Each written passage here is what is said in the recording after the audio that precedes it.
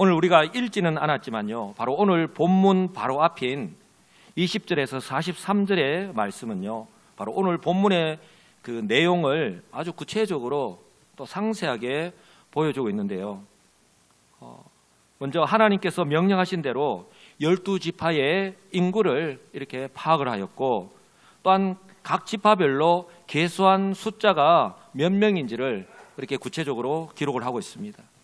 성도 여러분, 이것은 정말 중요한 의미를 포함하고 있는데요. 그 무엇보다도 이스라엘 백성들이 그들의 정체성을 처음으로 알고 확인하게 되었다라는 측면이 참으로 중요합니다.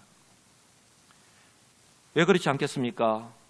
그들의 애굽에서 노예 생활을 할 때는 매일이 그냥 삶이 지옥이고 정말 죽지 못해서 살아가는, 사니까 사는 인생을 살아가는 그런 인생이었잖아요. 그러니 애굽에서 노예 생활을 할 때는 그들이 어느 지파에 속해 있고 또 어느 가문의 후손이라는 것이 그렇게 중요하지도 않았고 아무런 의미가 없었습니다. 그런데요, 이제 하나님 은혜로 구원받고 난 후에 이번에 실시한 이 인구조사 때문에 그들이 하나님의 언약의 백성이다라고 하는 사실을 그들이 알게 된 거예요. 그래서요, 각 지파별로 족장을 세우고 그 족장의 인도하에 모든 구성원들이 자발적으로, 한번 따라서 할까요? 자발적으로, 정말 중요한 말씀입니다. 자발적으로 협력해서 그 하나님의 명령에 적극적으로 순종한 것도 처음입니다. 우리가 하나님 말씀을 이렇게 매일 또 매 주일마다 이렇게 읽고 듣고 받습니다. 그런데 그 말씀에 내가 수동적으로 어쩔 수 없이 하기 싫은데 억지로 하는 것과, 그러나 그 말씀을 받을 때에 내가 적극적으로 정말 능동적으로 순종하는 것은요, 어쩌면 결과는 똑같을지 몰라도 그 중간의 과정은요, 너무나도 차이가 있다는 거예요. 아마 그들은 이번에 이 인구 계수를 통해서 아마 뿌듯함을 느꼈을 거예요. 그리고 우리가 언약의 백성, 이 유대인이라는 것도 다시 한 번 더 자부심을 가지게 되었을 거예요. 이렇게 인구조사를 통해서 각 지파별로 계수한 숫자가 어느 정도인지, 또한 규모가 어느 정도인지 그들이 처음으로 알게 되었고, 또한 이 숫자를 바탕으로요, 이번에 계수에서 빠진 사람들, 여자들과 어린아이들과 또한 노인들은 이번에 계수에서 빠졌거든요.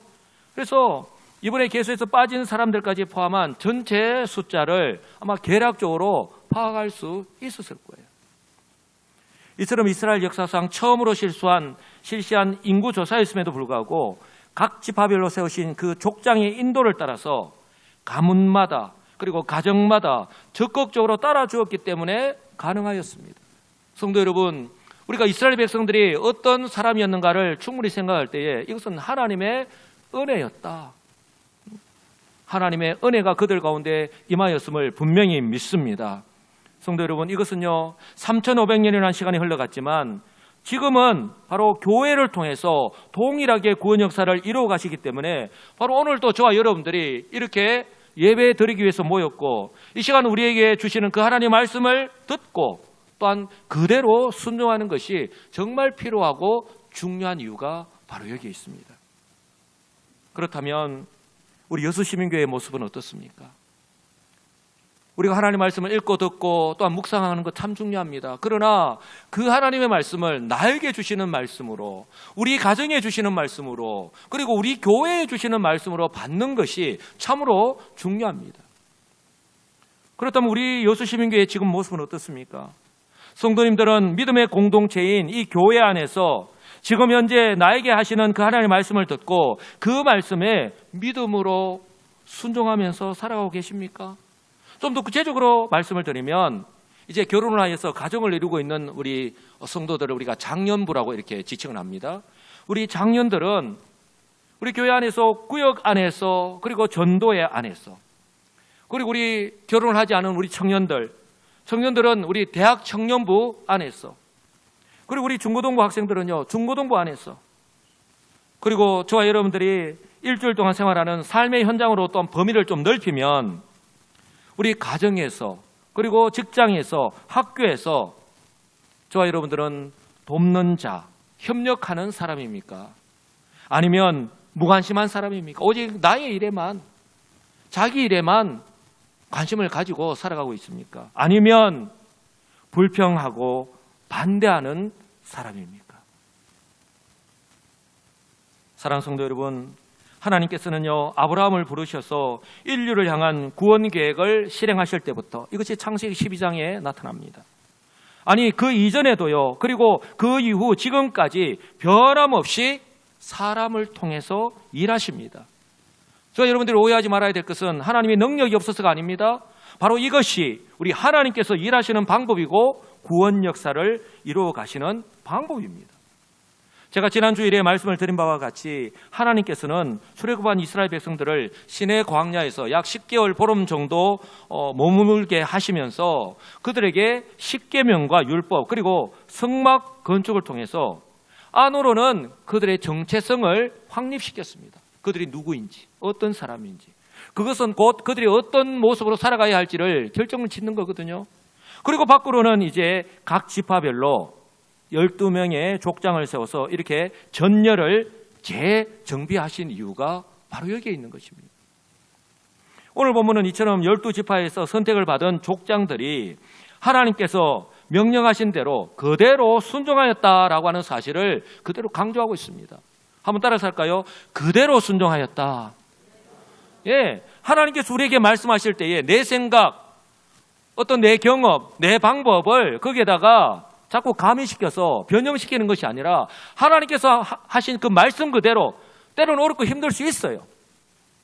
그런데 그대로 순종하는 것이 얼마나 중요한가.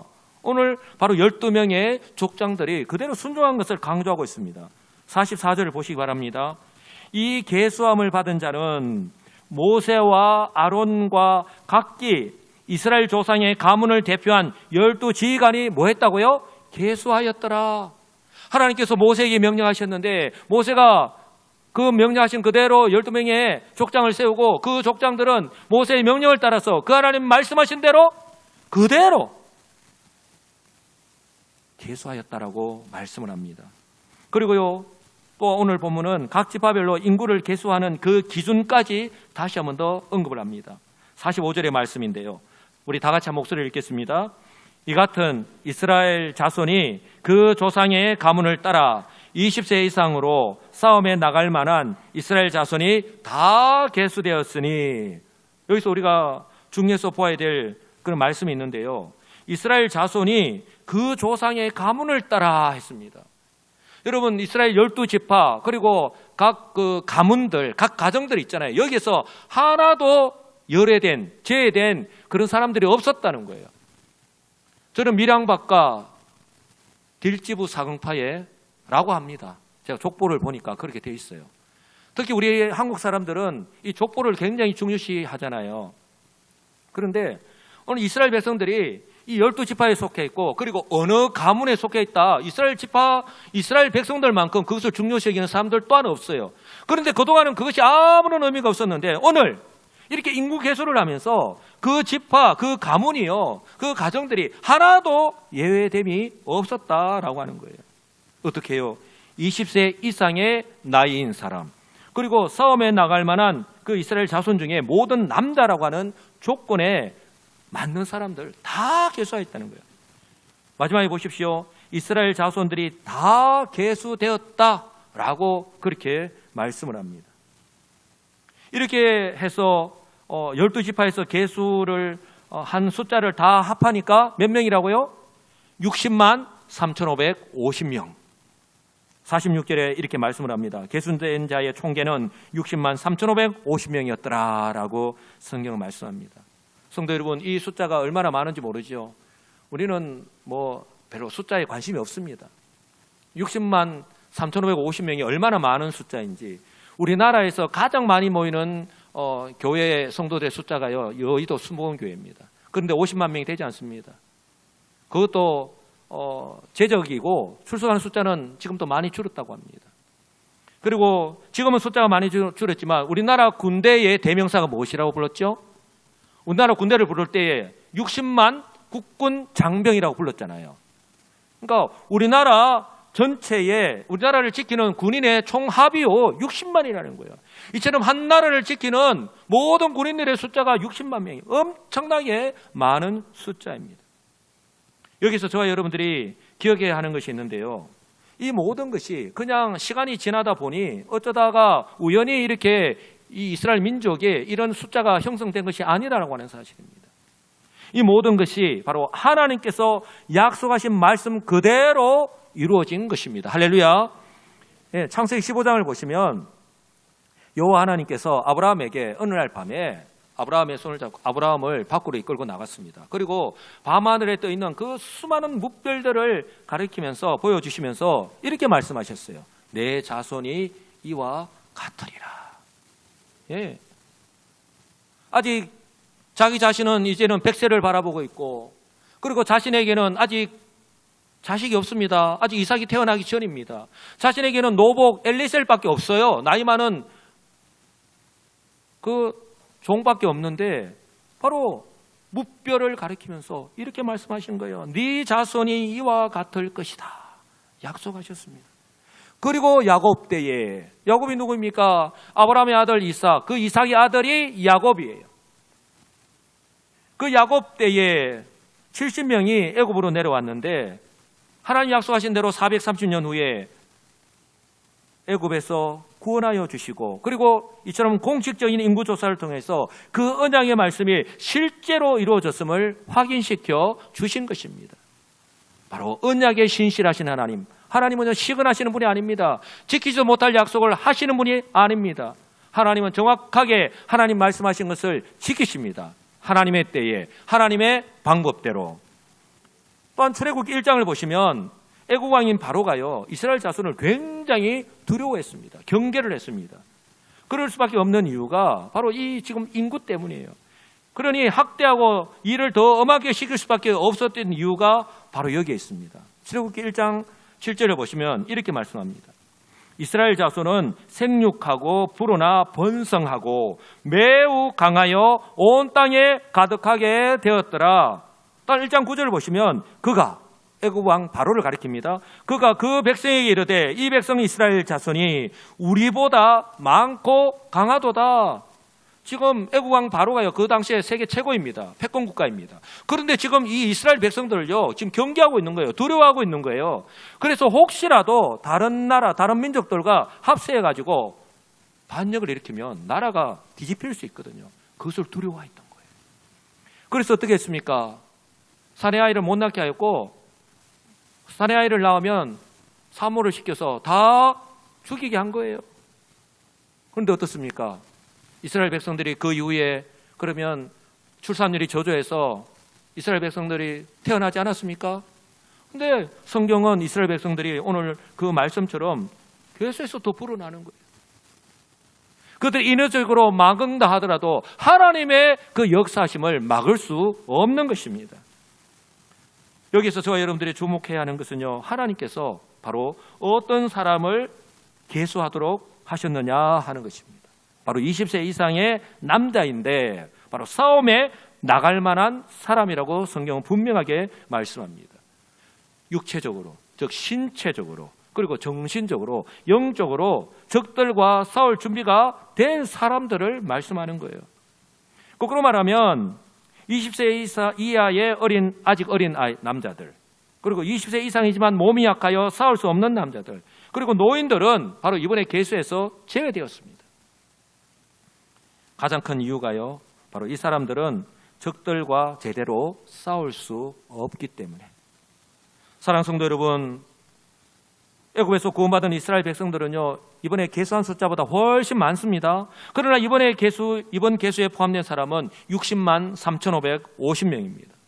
하나님께서 이렇게 하신 것은요, 바로 그들에게 주어진 바로 임무, 사명이 분명하기 때문에 그렇습니다. 지금 이스라엘 백성들은 지금 시내 광야에 거기에 머무르지 않습니다.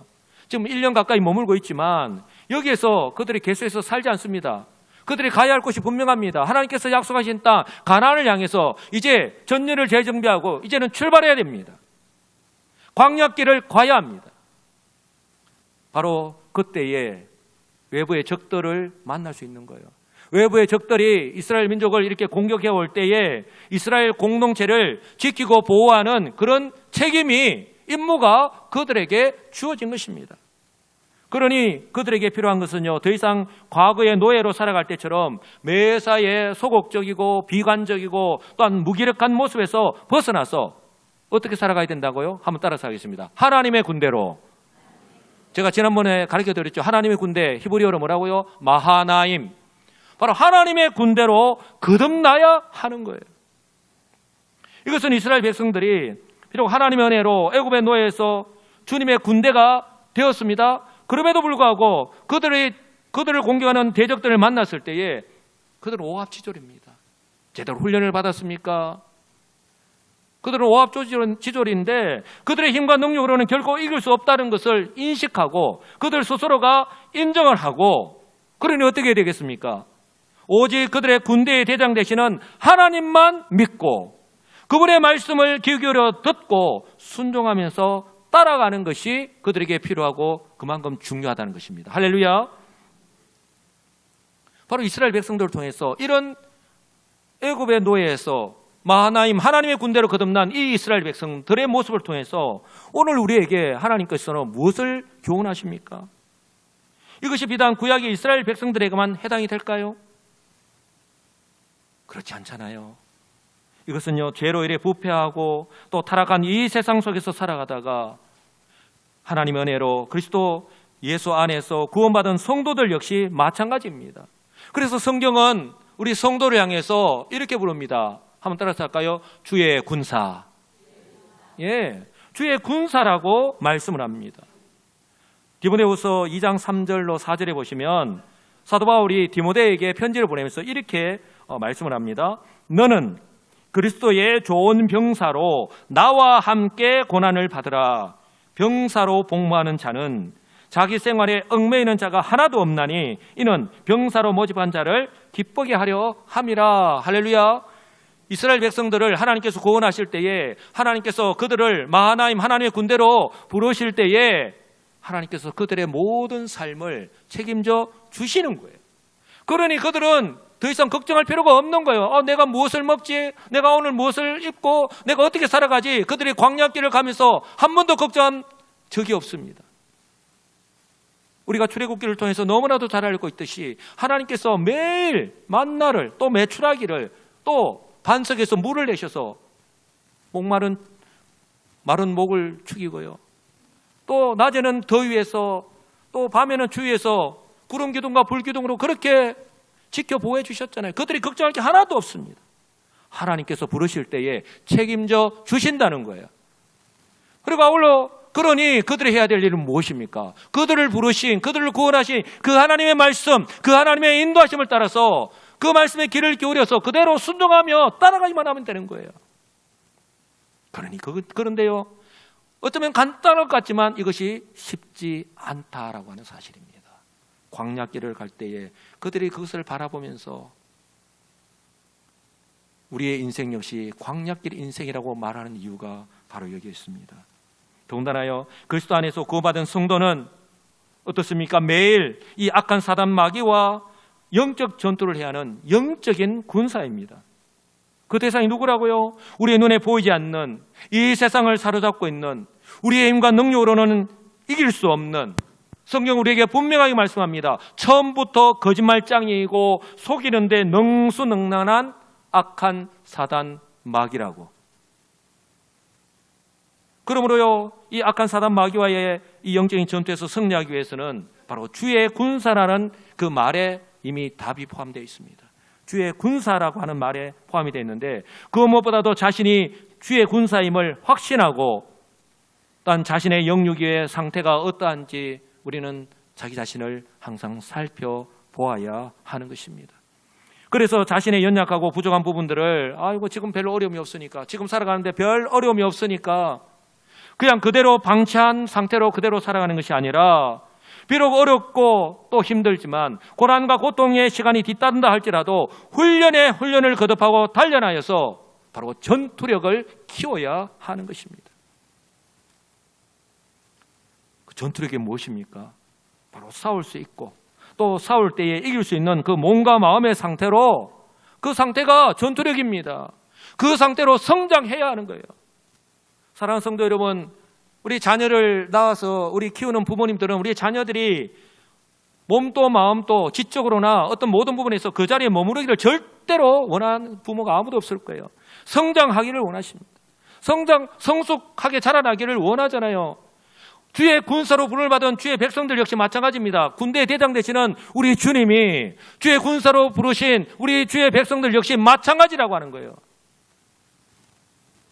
저렇게 약해 빠져가지고 어떻게 이 싸움에서 이길 수 있는가 걱정하지 않을 정도로 우리가 훈련을 거듭하여서 이렇게 성장해야 하는 거예요. 그렇다면 우리 성도 스스로에게 한번 질문해 보시기 바랍니다. 나는 지금 전투력을 키우고 있는가? 나의 전투력은 어느 정도인가? 나는 지금 전투력을 키우고 있는가? 지금 나는 영적인 전투력을 높이기 위해서 지금 현재 무엇을 하고 있고 어느 정도로 노력을 하고 있는가? 사랑하는 성도 여러분, 연습 때 흘린 땀 한 방울은요, 실전에서의 그 피 한 방울과 정비례한다 하잖아요.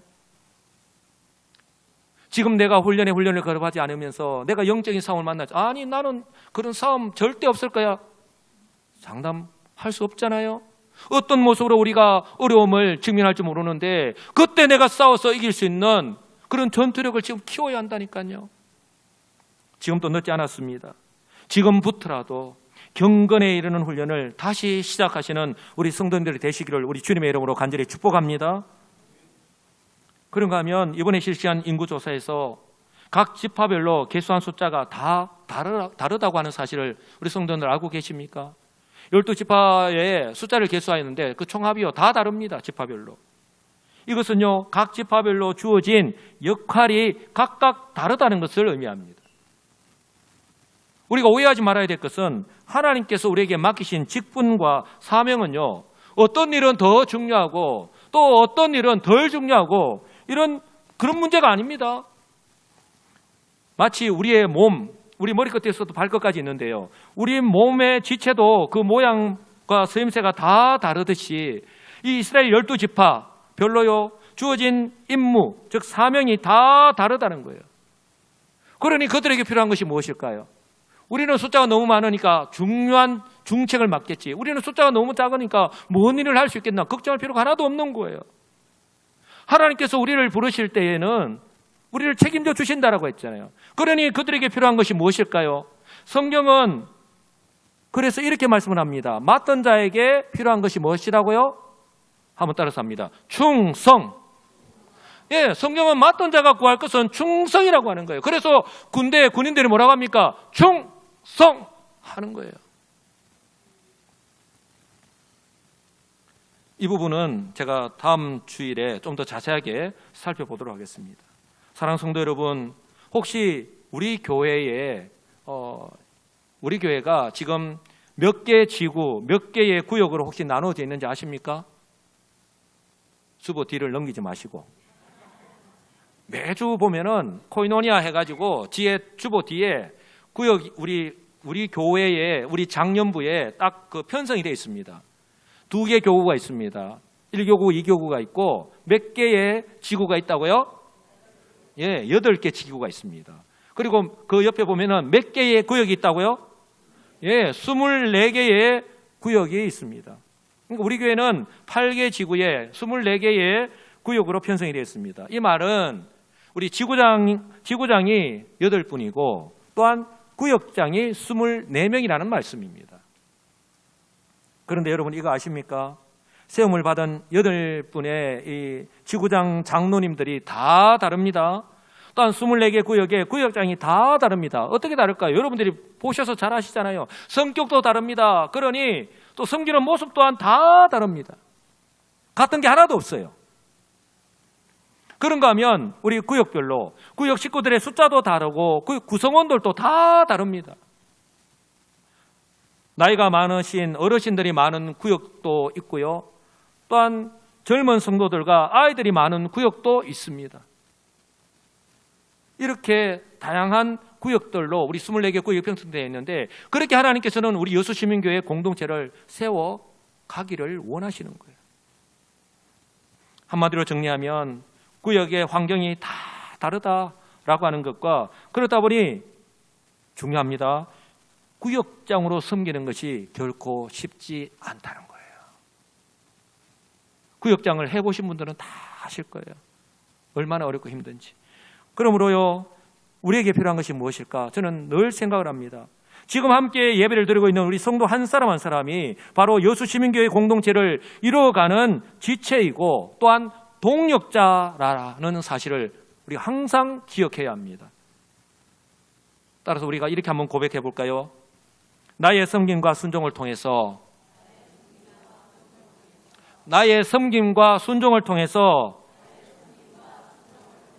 여수시민교회가 세워져 갑니다. 믿으십니까? 말씀을 정리합니다. 사랑하는 성도 여러분, 하나님은 언약에 신실하신 하나님이십니다.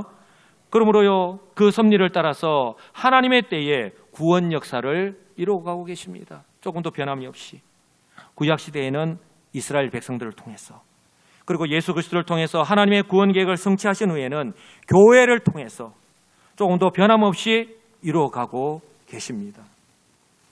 사랑하는 성도 여러분, 우리 장로님 조금 전에 기도하셨지만 코로나 이후에 이 세상은요, 저와 여러분들이 삶의 현장에서 이미 경험하고 있듯이 점점 더 악해져 가고 있습니다. 우리가 실제로 경험하고 있잖아요. 우리가 즐겨 부르는 이 찬양 가사 그대로입니다. 오라 우리가 라고 하는 찬양 잘 아시죠? 그 내용을 보시면 이 세상은 날이 갈수록 악해져 가고 온 거리마다 넘쳐나는 죄악의 물결. 우리가 뉴스를 딱 틀면, 그리고 우리가 인터넷이나 이런 매스컴을 보면 이런 소식들로 넘쳐나잖아요. 마음이 아픕니다. 이 세상은 날이 갈수록 악해져 가고 온 거리마다 넘쳐나는 죄악의 물결. 사람들은 참 자유가 뭔지도 모르고 어둠의 길을 방황하며 소리 지르고 있습니다. 우리가 복음을 전해도 복음에는 관심이 없습니다. 어느 누가 이 세상을 구할 수 있으랴 하나님 없는 저들에게 오직 죽음뿐이라는 사실을 그들은 모른 채 살아가고 있습니다. 그래서 성경은 오직 해답이 무엇인지 우리에게 말씀하는 거예요. 바로 이 후렴의 가사 그대로입니다. 오라 우리가 세상을 변화시키자. 너무 키를 높게 잡았습니다. 오라 우리가 예수 그리스도로. 아멘이십니까? 그렇습니다. 사랑하는 성도 여러분, 이런 세상에 이런 말세의 풍조 속에서 유일한 희망은 오직 예수 그리스도밖에 없습니다. 바라기는 이런 어두운 시대적 환경 속에서요, 교회의 본분과 성도에게 주어진 사명이 바로 예수는 그리스도다라고 하는 이 복음을 전하고, 또한 일상의 그 삶 속에서 바로 우리의 삶을 통해서 바로 주변의 이웃들에게 선한 영향을 끼치면서 살아가심으로 말미암아 지금도 하나님은 이 교회를 통해서, 또한 우리 여수시민교회로 보내신 우리를 통해서 하나님 나라를 세워가기를 원하시는데, 그렇게 하나님의 구원 역사에 쓰임받는 우리 여수시민교회가 되기를 우리 주님의 이름으로 간절히 축복합니다. 아멘.